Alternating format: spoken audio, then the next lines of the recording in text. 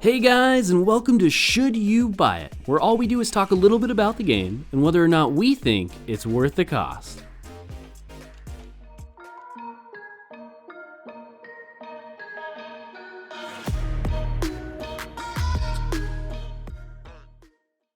In this episode, we'll be playing Mount & Blade II Bannerlord, the medieval strategy RPG wargame in which you will be tasked with either joining a kingdom and fighting for glory, or fighting to create your own kingdom.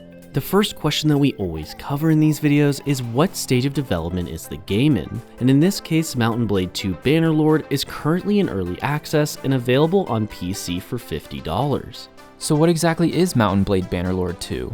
Well, in this game, you will be dropped into a world with nothing but clothes on your back, a few gold pieces, and your trusty sword. As you play through though, you will eventually battle your way to the top in order to become the lord of the land and all that is in it.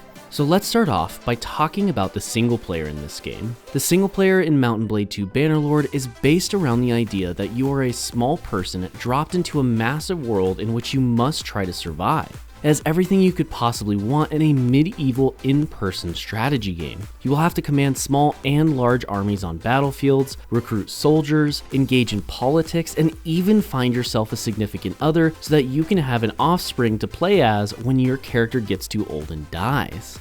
The combat is easily the most important aspect of Bannerlord. It revolves around the directional four-way style. To give you an idea here, this is very similar to games like Chivalry or Mordhau, just stripped down to its core elements. This is because the game tries to also have you command and organize armies while trying to fight and keep yourself alive as well. Don't worry though, as if you're new to this style of combat, there is plenty to still be learned, such as how to do drags when swinging at opponents. This creates a simple to learn but hard to master mentality in these style of games. The simplest way to imagine this is that say you play a lot of FPS games and you're just really good at quick scoping, then that's just a skill that you've picked up from many hours of gameplay, rather than just the standard scoping method in which you just aim and kind of wait for somebody to show up in your crosshairs. This is how combat may seem simple at first, but has much more depth to it as you continue to play the game, and others that are similar to it. So the other main part of combat in Bannerlord is going to be the organizing and controlling of your troops. The game provides you with many ways to organize and control your units, which was really nice to see. To give you an example, you could say order your swordsman to form a shield wall and then slowly advance with just a few button presses. Then you could go a step further and order your archers to only fire in a volley at your enemy as they slowly approach them, while also having them in a loose formation so as to not allow them to be too clumped up for your opponents to easily hit them with their archers. At the end of the day, there are tons of different ways you can give your troops orders and organize them in a way that you think is best, which is what gives Bannerlord that sense of an in-depth strategy game, but still gives it the feeling of being a hand-to-hand medieval combat game all at the same time. Now, as far as the main campaign mode is concerned, you're basically left to do whatever you want, however you want to.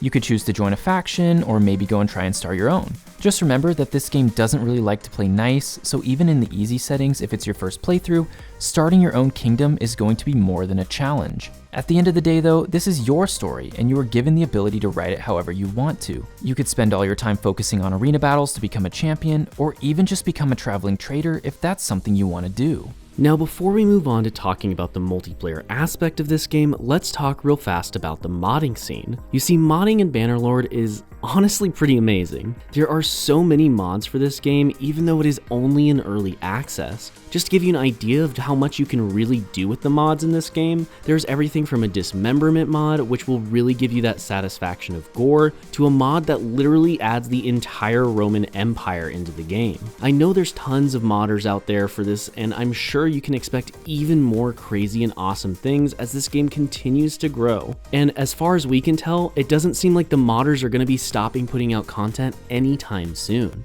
Okay, so the multiplayer, is it bad? No, not really. But is it good? Well, not really either. You see, the multiplayer has several different game modes, such as the one where you can command your own group of 10 to 20 troops, and you will have several allies who are also doing the same in a fight to the death. Unfortunately though, there's not a lot of people in the multiplayer servers at the moment. I mean, I legit waited like 20 plus minutes for a game, and after that I just kind of gave up and tried to find a community server that I can join instead. Luckily there was one with some players in it that happened to be playing the siege mode. In the siege mode, you will be a single soldier, and you, along with tons of other players, will fight for control of different capture points. If you're defending, you need to hold out until time runs out, but if you're attacking, you simply need to just capture the points within the time limit. Nothing really too complicated or out in left field here, just some basic domination style gameplay. Now you might be looking at this gameplay footage and asking yourself, why is the multiplayer so unpopular? Well, I think this is due to the more simplistic combat in the game. If we were, say, looking for a very well-polished, in-depth game to do medieval combat, then this just really isn't it. It is sadly just a very bare-bones version of it, and it does what it needs to, but if you want a more polished and better multiplayer experience, you would be better off going to a game like Mordhau or even Chivalry. So now let's move into the pros and cons section for the video. First up for the pros is that this game has all the core gameplay aspects that you would really expect from a medieval RPG strategy game. You have the 4-way directional combat, the commanding of units, the relationship building, and the politics, which is all the main ingredients that you really need for this style of game. Next up for the pros is the very unique gameplay style where you play as a commander of an army in person. The only game like this is its predecessor and some other small indie games. I love this though, as it gives you a realistic feel of actually giving orders in combat rather than just some top-down all-knowing commander like other RTSs. After that is the fact that the devs seem to be really active at patching the game when there are issues. Just unfortunately, they're not really issues that the players have had with the game, but rather just the issues that the devs think need changed. Another pro is that the graphics are good, but not really in the sense of beauty. It's more of in the sense that it looks great seeing massive amounts of decently detailed AI fighting it out to the death. And finally for the pros is that this game's mods really almost just make the game. I would even go as far as to say that most of the current player base are just playing the game because of the mods. As we mentioned earlier, there are tons of options for mods, so you can basically just make the game into whatever you want it to be. Now for the cons. First up, we have that this game just needs a lot of polish. I mean, there's a lot of rough edges around there, and the bare bones are here for this game. Everything you need to make it function works for the most part, but there's a lot of little buggy issues that seem to happen from time to time. There's a lot of balance issues that still exist in the game, and there's a lot of features that the older game had that this one still doesn't. And it is in early access, and we know they're going to fix the majority of these hopefully before they release it, but it is something to keep in mind if you are looking at picking this up now rather than waiting for the full release.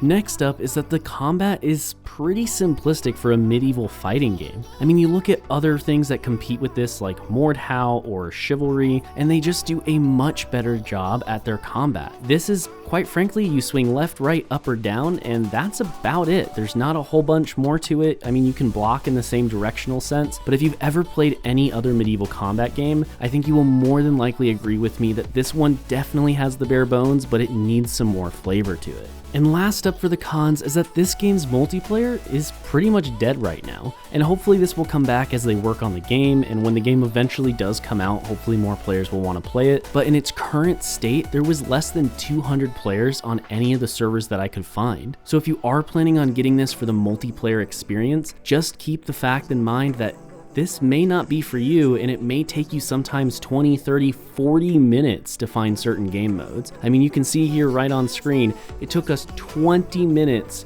and then I finally just gave up sitting in queue. So now that brings us to the rating for the game, and when we rate games, we want to get 1 hour of enjoyment for every $1 that we spend on the game. So for this game in particular, in Mount & Blade 2 Bannerlord, we would want to get roughly 50 hours of enjoyment out of the $50 that we both spent. And after putting 24 played hours into this game, we give it 7 out of 10 potatoes. Yeah, Mount & Blade Bannerlord 2 was honestly a really good game. It just has some polish issues and some other things that need to be fixed, some bugs that need to be worked out in order to make it the game that it needs to be in order to captivate a larger audience. This game already has a dedicated fan base, which is great for it, but if you're looking at getting into the multiplayer experience, I would tell you to go elsewhere. The combat's just too simplistic to have a good multiplayer experience, and it doesn't bring anything to the table that the other multiplayer medieval games out there don't already do. But otherwise, I would say if you're looking at the single player as something that is going to be your main gameplay avenue, then Mount & Blade Bannerlord 2 is more than worth the cost. Now, if you guys want more money-saving content, consider subscribing to our channel, where we release new videos every single week, where we spend the money so you don't have to. Make sure you guys smash that like button, and as always, thank you so much for watching, and we will see you next time.